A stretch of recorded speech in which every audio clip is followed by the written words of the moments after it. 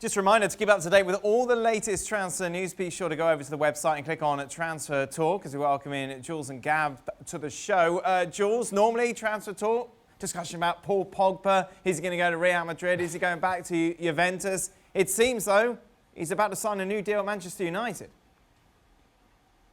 Yes, you're right, Dan. That's what we're hearing and what we've heard for a few days. Last week already, we wrote on the website that he was happy again and that suddenly he was quite keen on actually staying. I think he feels, like we explained on the pod as well with Gab this morning, that he feels this is the right place for him to be as well, that there's something really happening at the club in terms of how they're building this team, in terms of the momentum that the team is gathering as well. And then suddenly it's a change. I mean, Gab made the point this morning that it's not like when Mourinho was in charge and he all looks a bit gloomy and there was no real direction to where the club was going and where the team was going. Now there's clearly a direction, and I think Pogba very much feels part of that project. And when you see obviously his relationship with Bruno Fernandes, with the front three, with the names that are being linked to the club, I think he clearly knows and understands that this is maybe the best place for him to be right now. So he's still only 27. There's plenty of time for later on down the line, maybe go somewhere else. But I think right now he feels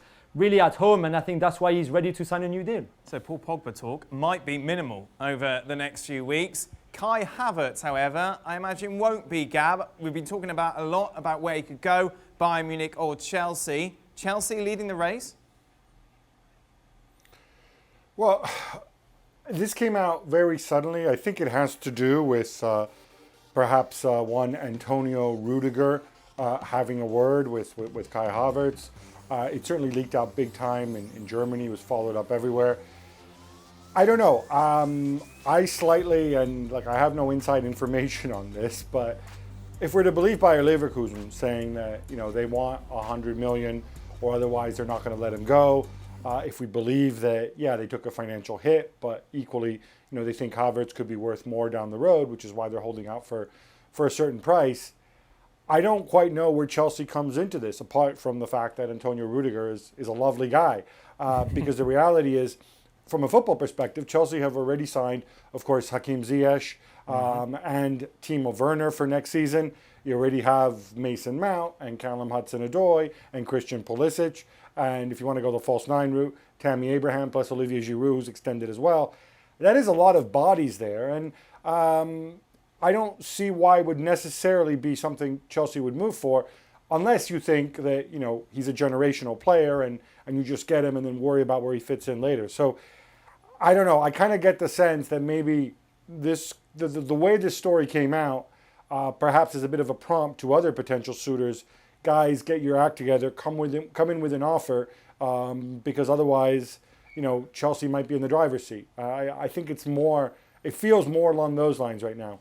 Meanwhile, Jules, when we were preparing this segment, you said to ask you about Antoine Griezmann. So that's what I'm doing.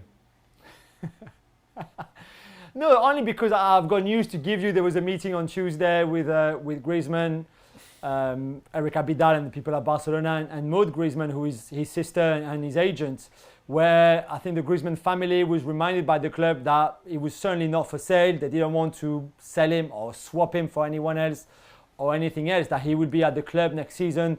Very much reassuring the Griezmann camp that there was no issue, despite the difficult few weeks that he had before this one, really, and with the pinnacle being the Atletico Madrid game, and that, you know, he could sleep well, that he would be at the club next season. There was no problems, and I think we wondered for many weeks what would happen to Griezmann if that situation was not changing, and clearly the club was very reassuring towards him and his sister and agent that there was no issue and that he would be at the club next year. Well, thank you very much for watching ESPN on YouTube. For more sports highlights and analysis, be sure to download the ESPN app. And for live streaming, premium content, and let's not forget as well, ESPN FC 7 days a week. Subscribe to ESPN Plus.